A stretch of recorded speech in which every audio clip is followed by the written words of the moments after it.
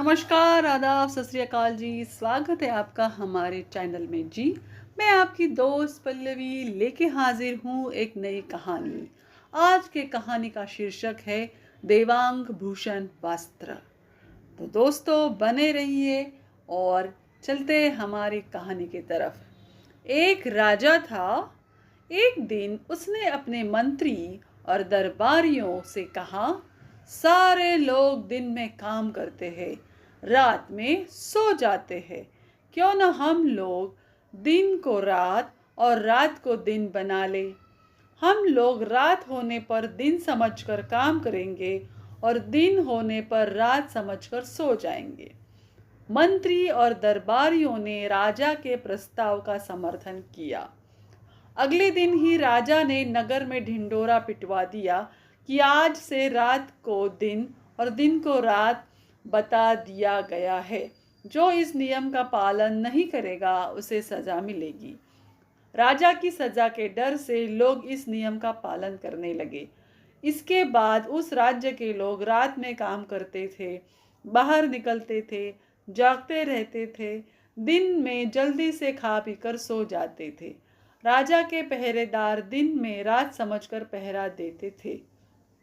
एक दिन उस देश में दूसरे देश के दो जुलाहे आए।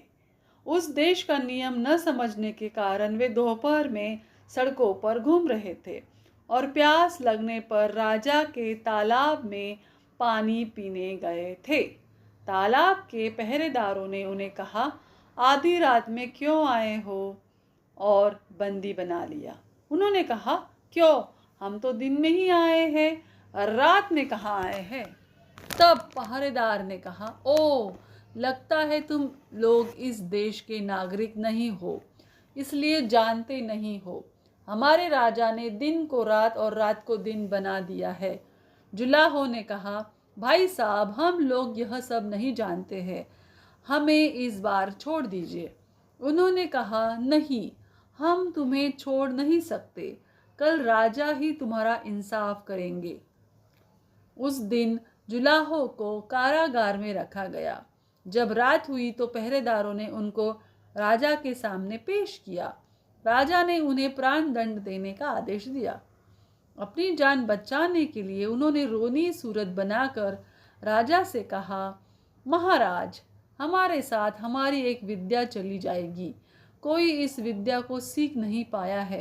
राजा ने कहा, किस विद्या की बात कर रहे हो। उन्होंने जवाब दिया, महाराज, हम देवांग भूषण वस्त्र बुनना जानते हैं। राजा ने कहा, देवांग भूषण यानी देवता के शरीर की पोशाक। फिर उसने सोचा, क्यों न इन्हें माफ कर इनसे अपने लिए वैसी पोशाक बनवा ली जाए, और उनसे बोला, अगर तुम मेरे लिए एक जोड़ा देवांग भूषण वस्त्र बुन सकते हो तो तुम्हारी जान बच सकती है। जुलाहे कपड़ा बुनने के लिए तैयार हो गए।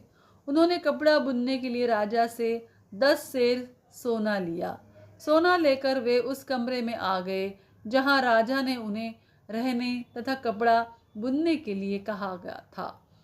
कमरे में पहुंचकर उन्होंने भीतर से कुंडी लगा ली। कमरे के भीतर एक हथकरघा रखा हुआ था।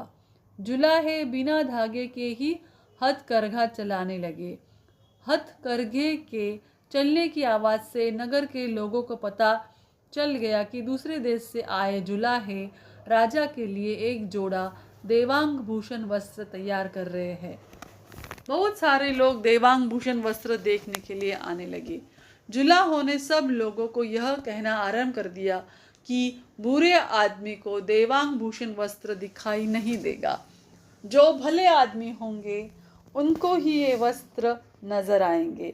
इसलिए बुनाई देखने गए लोग लौटकर लोगों से यही कहते थे कि उन्होंने वस्त्र को देखा है।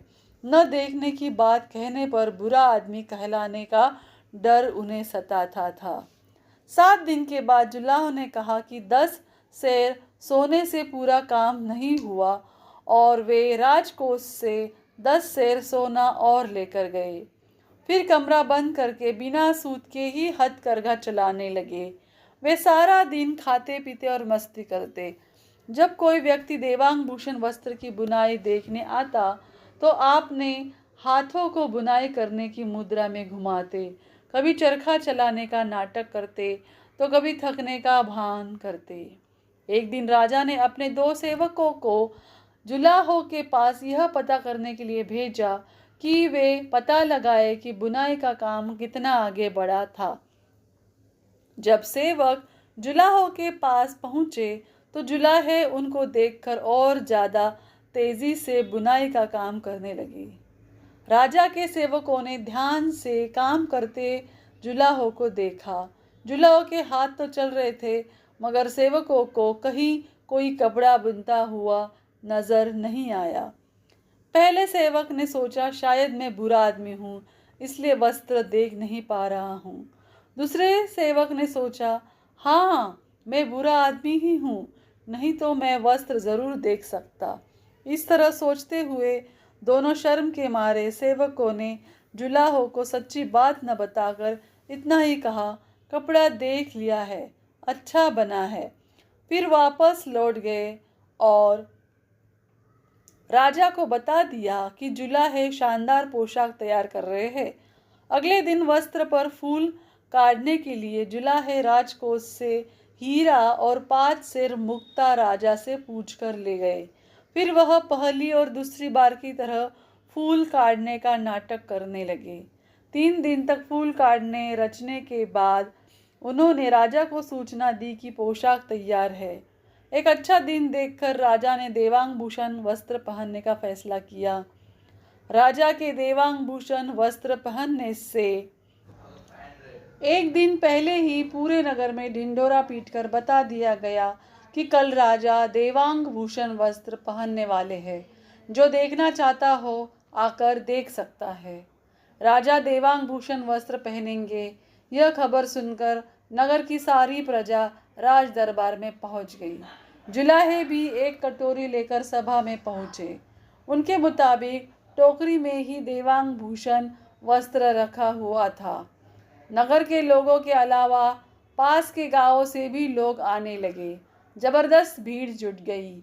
जब वस्त्र पहनने की घड़ी आई तब एक जुलाहे ने टोकरी खोलकर झूठ मूठ ही एक कपड़ा बाहर निकालने का दिखावा किया और बोला, आज हम लोग महाराज को यह देवांग भूषण वस्त्र पहनाएंगे। जो लोग ईमानदार हैं वे ही इस वस्त्र को देख पाएंगे, जो ईमानदार नहीं वे इसे देख नहीं पाएंगे। इतना कहकर वह राजा के शरीर से वस्त्र उतारकर नई पोशाक पहनाने का नाटक करने लगा। हवा में ही कपड़े पहनाने के बाद वह बोला, भाइयों, नए वस्त्र पहनकर राजा आपको कैसे लग रहे हैं? सबने देखा राजा तो नंगा ही था, मगर सच कहने पर बेईमान कहलाने का डर था, इसीलिए किसी ने हिम्मत नहीं की। सभी वस्त्र की तारीफ करने लगे। इधर राजा ने भी देखा कि वह नंगा हो गया था। उसकी देह पर एक भी कपड़ा नहीं था, मगर सच कहने पर बेईमान कहलाएगा, यह सोचकर राजा भी खामोश रहा। तभी एक साहसी आदमी ने आगे बढ़कर कहा, महाराज, आप चाहे मुझे कोई भी दंड दे, मैं देख रहा हूँ कि कैदियों ने आपको नंगा कर दिया है। हिम्मत बटोरकर दूसरे आदमी ने भी कहा, हाँ, हम भी देख रहे हैं कि आपको नंगा कर दिया गया है। इस तरह धीरे धीरे सारे दर्शक कहने लगे कि राजा को नंगा कर दिया है। राजा को शर्म आई और उसने फौरन जुलाहो को जान से मारने का आदेश दिया। मृत्युदंड का आदेश सुनकर जुलाहे राजा के सामने दंडवत होकर बोले, महाराज, हमें तो आप मारने का आदेश दे चुके हैं, मार डाले। मगर उससे पहले एक बात हम महाराज से कहना चाहते हैं। महाराज ने रात को दिन और दिन को रात बना दिया है। हम परदेशी लोग हैं। दुनिया में जिसे दिन रात कहा जाता है वही समझकर दिन में हम महाराज के नगर में घूम रहे थे और तालाब का पानी पिया था। हम महाराज के इस अजीब आदेश के बारे में कुछ नहीं जानते थे, फिर भी महाराज ने हमें जान से मारने का हुक्म दे दिया। अगर महाराज दिन को रात मान सकते हैं, जो कि नहीं हो सकता, उसी प्रकार जो वस्त्र नहीं है उसे क्यों नहीं देख सकते। हमने सोचा था कि शायद राजा के पास दिव्य शक्ति है जिससे वे नहीं दिखाई देने वाली या असंभव वस्तु को भी देख सकते हैं, इसलिए हमने यह नाटक रचा।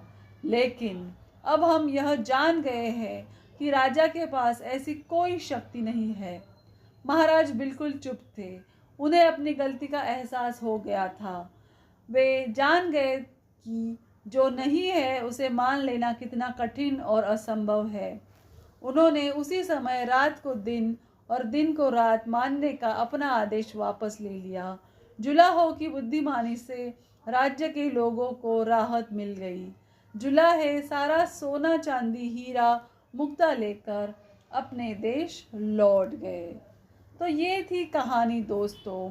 तो आपको ये कहानी कैसी लगी हमें ज़रूर बताइए और हमारे चैनल को सब्सक्राइब कीजिए और ये कहानी को शेयर कीजिए। धन्यवाद।